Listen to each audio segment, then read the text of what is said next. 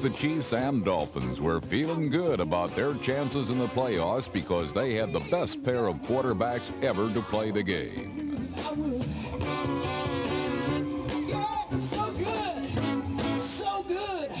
While Joe Montana and Dan Marino got ready, two other giants of the sport had more important things to consider.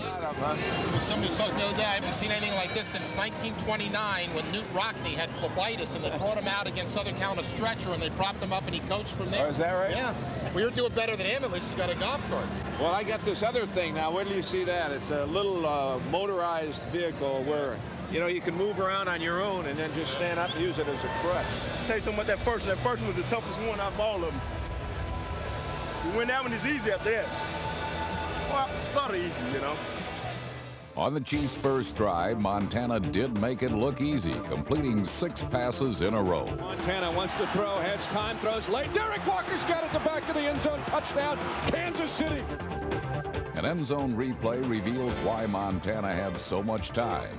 With a good play fake to Marcus Allen, Montana caught Dolphins linebacker Jesse Solomon peeking into the backfield, and then found Derek Walker, leaving Solomon twisting in the wind.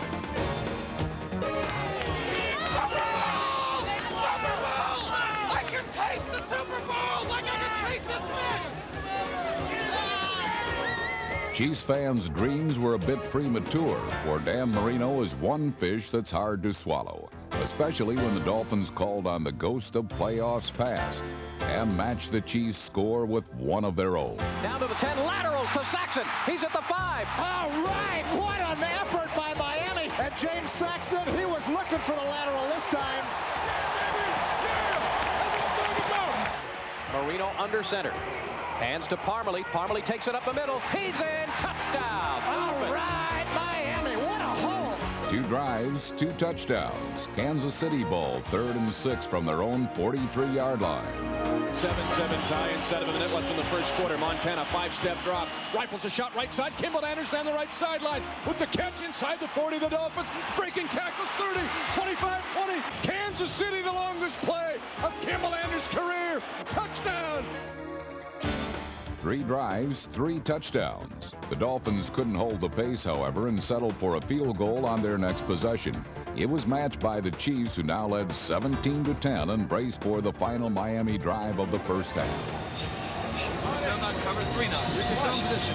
If you feel a run action coming, but that tackle's standing up, it's pass. And oh, what passes they were. From the Chiefs' 10, Marino stared down a blitzing Kansas City linebacker and delivered a perfect pass to Aaron Craver. Then on a 3rd and goal from the 1, Marino adroitly sidestepped number 99 Vaughn Booker and found Ronnie Williams for his first pro touchdown. Oh, he's back. He's under pressure. Fires. Complete touchdown to Ronnie Williams. That's the way to play ball, baby. That's the way to play ball. I had to pull it back the first time. I know. When you held it out there, I just knew there was somebody coming. My back, I know. In the first half, each team had the ball 3 times, and each team had scored 3 times. The game was becoming a masterpiece. Come on now. Let's stand tall, man. Let's stand tall. Damn it. We're the team. Let's go after their ass. One play at a time. Let's get the damn thing done. Let's go. In the second half, the field continued to be tipped in the direction of whichever team had the ball. At the beginning of the second half, it was the Dolphins, and they would, in fact, take the lead 24-17. He's got to punctuate it right now. Got to punctuate it right now. Make a statement. Punctuate it. Let's go, fellas. Chiefs are blitzing. Here they come. Marino throwing the fade to Fryer. He's got it. Touchdown.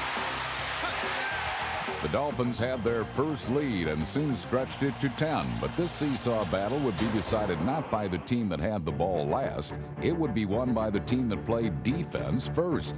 After Montana led a long drive to the Miami 5-yard line, that team turned out to be the Dolphins. Here's the quick throw. It's intercepted by J.B. Brown at the 3-yard line. They tried to hit the quick slant pattern. J.B. Brown picked it off. What a sensational play. With another great play on KC's next possession, the Dolphin D put the Chiefs away. Sanders, in motion to the left side. Handoff to Marcus Allen. Try in the middle. Then he bounces out to the outside. He's to the 40, and he's down to the 35. Michael Stewart tried to tear that ball out of there. The Dolphins say, hey, yes! He's got it! I mean, Michael Stewart is a regular Jesse James. He robbed Marcus Allen. The Chiefs' 5th straight playoff season ends short of the Super Bowl, while Miami's continues in San Diego. Don, good luck. Okay, take care, huh? All right. We love you. Love you, too. Good luck. Give them hell. Go all the way.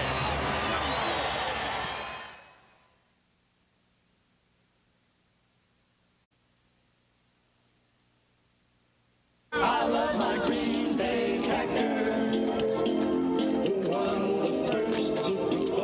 27 years ago today, it was 16 degrees below zero as the Green Bay Packers took on the Dallas Cowboys. Today, it's 31 degrees and the Packers are playing the Detroit Lions, but it's the same thing. It's a playoff game to advance in the National Football League. While Green Bay entered the playoffs without their best players, Sterling Sharp, Barry Sanders, the Lion King, was on the prowl, ready to run the Packers out of Lambeau Field. Football steps up. Gets even harder. Let's make sure that every single person on this team leaves everything that he got. Nobody believes in us, baby. Nobody believes in us except for us. No regrets. Dominate. No regrets. 1, 2, 3. The burden of a Packer victory rested on the strong arm of Brett Favre, who patiently picked apart the Detroit defense with medium-range passes. Even without Sharp, a deep threat emerged. The drop, long over the middle out there. Chimura caught. Oh, great grab. Fingertip grab of the tight end. Chimura down to the Lions' 21-yard line. A well-thrown ball by Brett Favre. 4th down and inches, and Brett Favre wants them quiet. Here's Favre in the handoff. They go to the left side. Touchdown. Dorsey 11. Wow. Came off the left side. Keep fighting your ass off. Keep fighting your ass off. Barry is no good on grass. He's no good on snow. I figure he'll be minus 20 by the end of the day.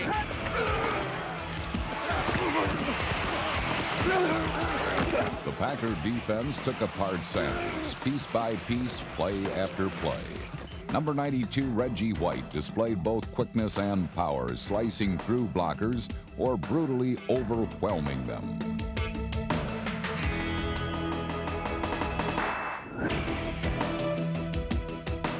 Wayne Fonte saw his game plan blown apart as the Packers dynamited his all-pro running back before he reached the line of scrimmage.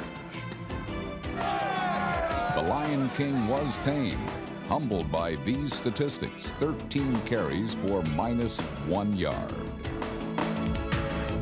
Hey, we got to score here, man.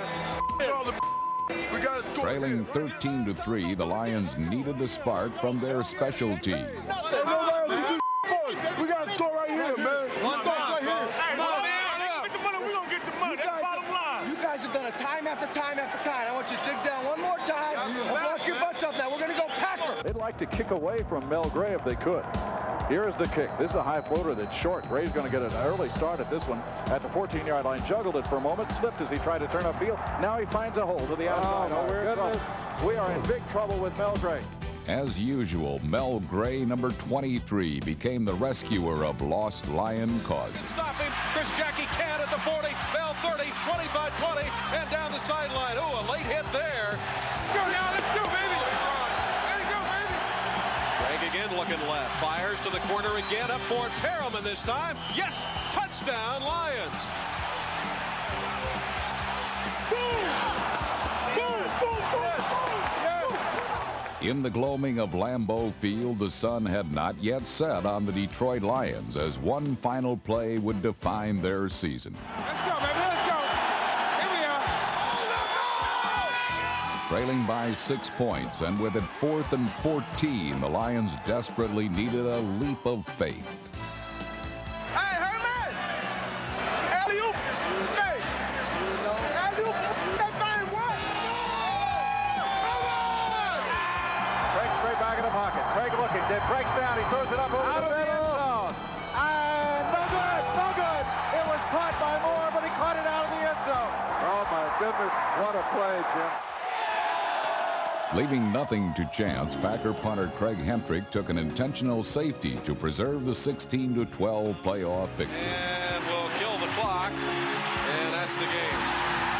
And the Packers will advance to the second round. That's a heads-up play by the punter Craig Hentrick. From whistle to gun, the Packer defensive line stood in the line of fire. An unflinching, unbreakable, unassailable unit, which completely repelled one of the game's greatest players. Their efforts propelled Mike Holmgren's team one step further into the playoffs, a rematch with the defending world champion Dallas Cowboys.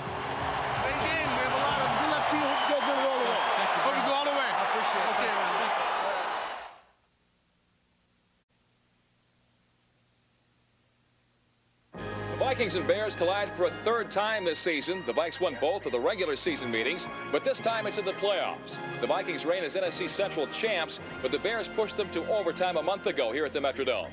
The Vikes have the better team on paper, but Dave Wanstadt's Bears have surprised favorite teams before. Chicago hopes the third time this season is the charm.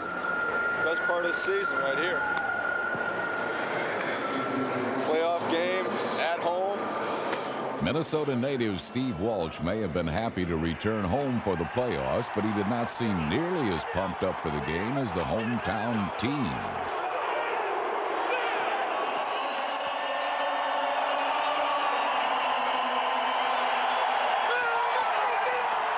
The Vikings turned their pregame excitement into a first quarter of dominating defense.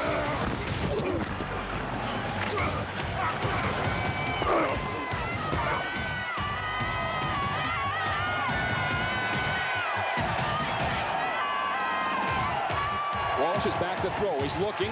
Cox is on the ball. Tipped in the air and picked off by Parker at the 45. Minnesota was only able to capitalize on their big D with a field goal, however, before the Bears took over, scoring on a 1-yard run and then coming right back for more. Receivers right, left backs are split. Walsh to the air. Steps and throws. Deep down the left side. Graham is out there at the 30. Cuts it down, baby. To the 25. Hit by Washington. Breaks the tackle to the 20. Cutting left to the 15. Down he goes at the 13-yard line. Fakes the handoff. Bootleg rolling right. Throws the right side of the end zone. He's got his man. Touchdown. Chicago led 14-3, and time was running out in the half before the Vikings offense was finally able to find its rhythm.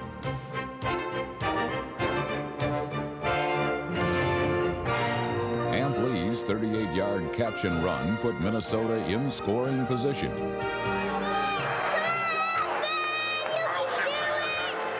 Back goes Moon, fires the ball. Whatever momentum the Vikings gained at the end of the second quarter, however, was lost at the beginning of the third.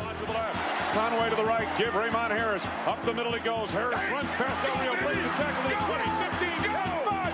Touchdown, Chicago! Harris's 29-yard run was the longest surrendered by the Vikings all year, and it would not be the end of their woes.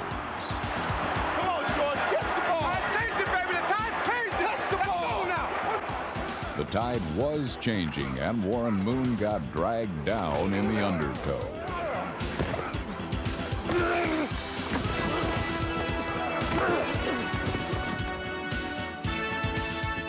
Moon was pressured, pummeled, and sacked twice, while Steve Walsh stayed in the curl, and Jeff Graham surfed all the way to the end zone. Walsh back to throw, locks the left side, going for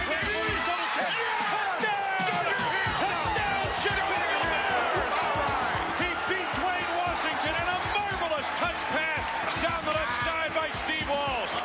Great job. Great job. Right here. Down by 16 in the fourth quarter, the Vikings were holding on to only slim hopes until a 76-yard scoring drive pulled them back in the game. But they would need a touchdown and a two-point conversion to have a chance. 4 wideouts. Moon with a snap, backpedaling, looking to throw. Cox pump fake now. Scrambles in trouble. Backs out of the rush. He's off to his right and running. Cox is on and fires. It's caught by Amp Lee. Touchdown! Touchdown, Vikings! They had the touchdown, but missed the two-point conversion. And then the Bears defense took over. We need to do our part to win this game, okay? We need to come up big up front, Al. We need to make a play, come up big up front. It's up to us now. It's up to us. We can finish it right here. Let's go. Ismail in motion to the right on 4th down. Moon takes. Back to throw. Moon steps and throws the right side. Got his face. Fumbles the football. It's scooped up. The Bears. Benefield down that sideline. Benefield the 10 to the 5. Touchdown. Kevin Minifield's touchdown capped off a 35-18 Bears victory. I can come home again. I can come back home to Minnesota. Have bragging rights. It's a good accomplishment for the whole team. It was a division win, you know, as well as a playoff win. Everybody's very amped up. You know, I saw a lot of people out there on the field today that were a lot more amped up than usual. We're on our way to San Francisco, trying to take it all the way, baby. All the way.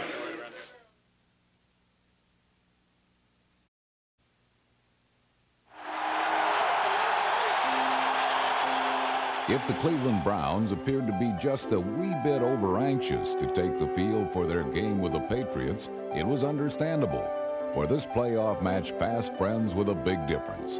One, twice named Coach of the Year, was 8-3 in postseason. The other was a head coach in the playoffs for the first time. Let's get started right now. 60 minutes of football all day. We only get one shot, man. We got to make the best of it. Indeed, New England would manage merely a single sack as the best pass-protecting line in the league gave their quarterback time to count the house. On his opening series, Vinny Testaverde, making his playoff debut, threw accurately to wide-open receivers and drove his team downfield for the first score.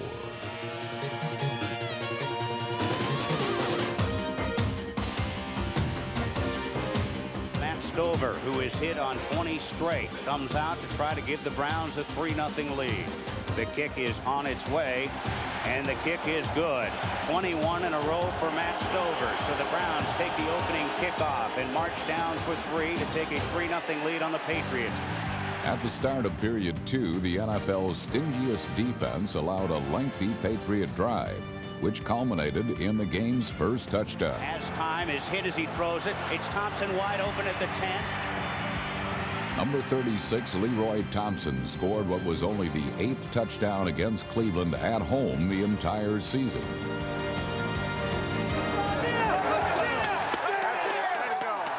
On the next series, the Browns retaliated.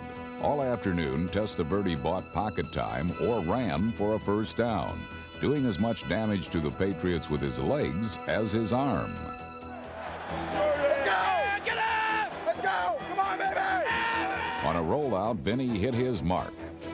Vinny looking, end zone. Now rushed right. Has a man open in the end zone. Throws. Touchdown, Browns. Mark Carrier. 5 yards from Testaverde. And the Browns have regained the lead. Well, he made it happen with his feet. They couldn't cover as long as Vinny was scrambling back there. Mark Carrier coming across the field to find an open spot. Vinny located him for the touchdown. First one that the Patriots have given up in 7 quarters. The first half ended in a 10-10 tie. Derek, block the corner! The second half belonged to the Browns. Block the corner!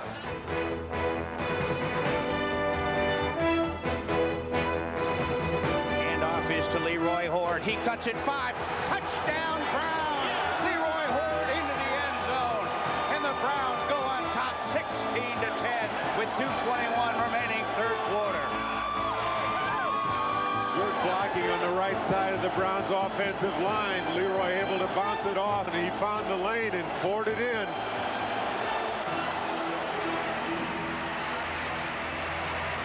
Nice job, Vinny. Good job, man. Offensively, the Browns had the ball nearly 22 minutes in the second half.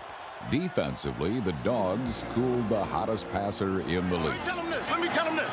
Yo, keep blowing that whistle fast on that quarterback, dog. God, dog. So if he already thrown that mud, stay away from him. Bledsoe back in the pocket, throws. Ball is tipped. Ball is intercepted by Turner. Eric Turner comes up big again. The youngest Pro Bowl quarterback ever suffered 3 picks, 7 in 2 games against Cleveland this season. The Patriots' 7-game winning streak came crashing to the muddy turf of Cleveland Stadium. And while the Dog defense deservedly took their bows, the Browns were bested in a phase of football where they usually excel, special teams. Earlier in the game, Bill Parcells had surprised Cleveland with a fake punt. O'Neal handles the good snap. It's a fake and a pass to the right side, complete. Down inside the 30-yard line and down to the 21 goes Corwin Brown. Beautiful. What a play. Yeah, baby. Now trailing by 7 with merely a minute and a half left in the game, the Patriots special teams struck again. Barr bounces it. The ball is bouncing around and on the ground. I think they got it. They did. The Patriots. New England had one last chance to tie the score, but it was the Patriots' last gasp. The party has started as the teams start out towards the middle of the field, and the Browns have won it 20-13. In this duel between the teacher and several of his prize students, the pupils prevailed. Hell of a job this year, Bill. Take them all away. All right. I'll be rooting for you. Nice going. Glad for you guys. Thanks. For the triumphant Browns, it's on to Pittsburgh for a third game with their arch rivals. Here we come, Pittsburgh! Here we come! Pittsburgh is a team that this year's been kind of like a thorn in our side. They find a way to manage to beat us, both times this year. Hopefully that third one will be a charm for us. That's one of the teams that we didn't play well against twice. And I think we want to go out there and if they can beat our best effort, then so be it. But we want to give them our best. And they haven't seen it yet. We'll see you next week. Yeah.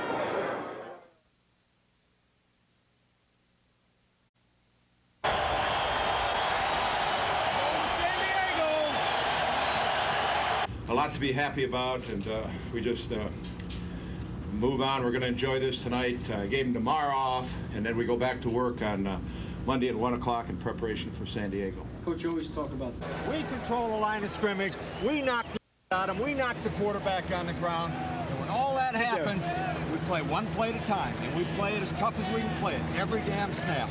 All right, 1, 2, 3. Come on, baby. Come on. Score, baby. I hate football. I hate the game. I ain't gonna lie to you. I love it. I love football. I hate the games. I hate the game. If we just practice all the time, never play it. They're funneling you. The corner, you see how the corner played you? You ran way inside. They're doubling you with the safety. This is a once-in-a-lifetime opportunity, these two guys.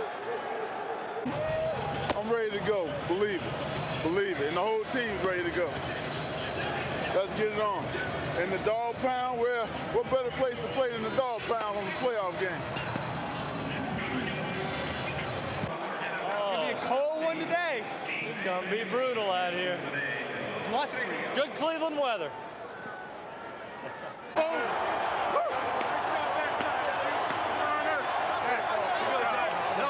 Okay? Now listen, here's the two things. Belly for you and blunt, and lead and flow for you. Because I'm going to keep telling Flo to give the guard a chance. Because we haven't had that where the guard can let him go yet. They'll work that friggin' lizard. So right